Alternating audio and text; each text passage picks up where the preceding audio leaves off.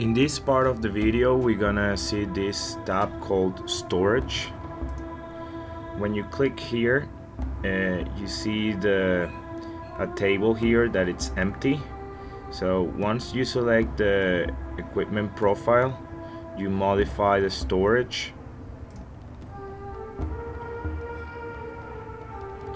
Now here you can add for each area the different storage table. You can either import a file or you can add the different equipments manually. So you have three areas here: the eaches, the forward, and reserve. And here you have the different sub-warehouse in the data. In this case, all the sub-warehouse are set as default. So it's very important that if you import a table, the sub-warehouse need to match the sub-warehouse of the data. So in this case, if I add a new file here, if I import a new file, I have to, the file needs to have the default as a sub-warehouse. In DC Modeler, there is already all the equipments are already loaded into DC Modeler, at least the most common ones. So you can filter here, for example, by if you want to select for the area eaches, you can select the equipment types, for example, a bin, or if you want a pallet, then you can filter here. You can filter by unit of measure, by unit, or by replenish type. And then when you select the equipments you would like to have, you can mark them here. And then you have here an arrow that you can attach the selected equipment to this part of the screen. And then here you can modify or you have different options for each equipment, so you can assign this storage. Another thing we can do is that we can modify the equipments we already have. So let's say you want to change something in this for this bin shelving, for example. You can click here, the pencil symbol, and here you can change some characteristic for this in case you don't found the one that you're looking for. So you can save here. Okay, you can go back to the equipments. So you can filter here, you can modify all the equipments. Now then, other option you have is to import the storage from a CSV file here.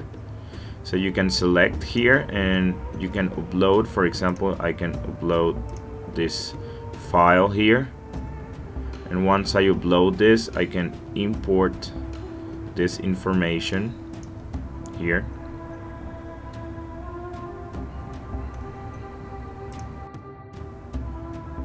Now a big difference here is that in the file you loaded, it's already, the area it's already established.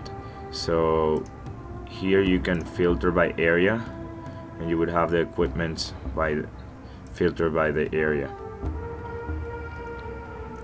So you know. Okay.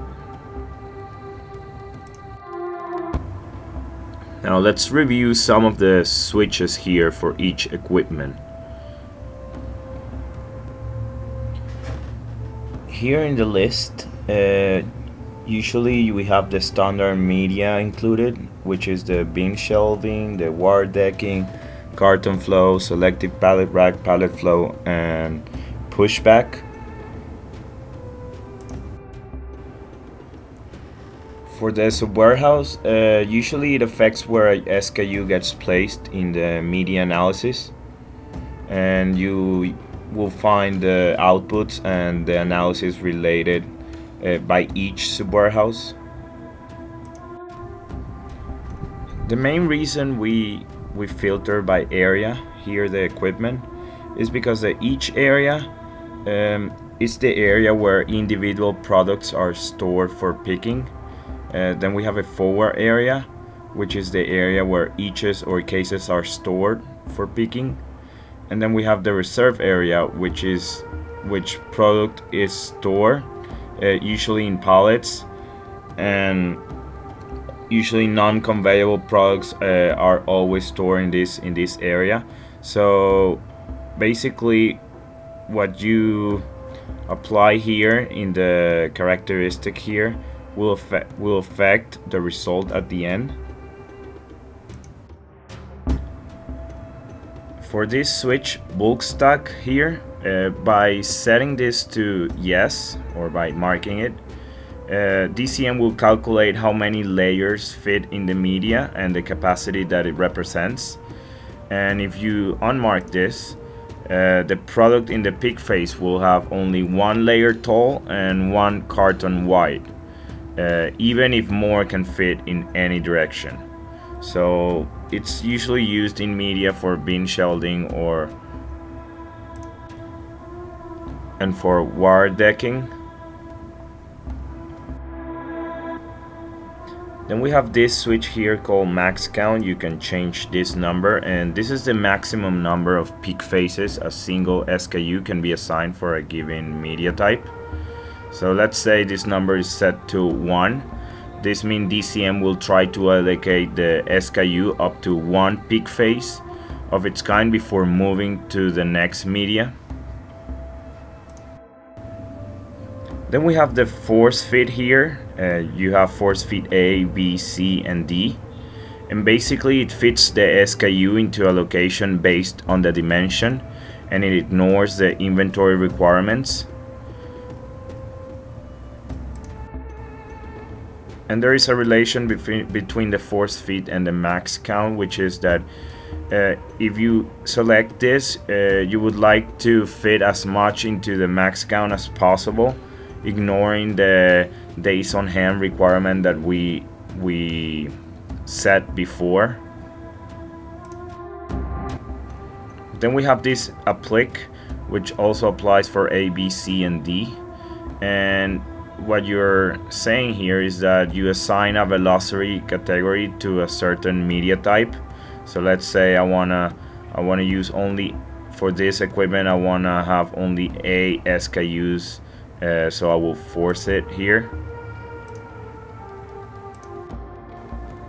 If you don't select it, then the peak phase will not be available for that particular velocity category. Then you can select if it's a conveyable or not conveyable here by marking this switch. We have some other inputs, for example in the zone. We usually use the default, that is, we don't usually use these switches. So for this training matter, we're not gonna use the definition.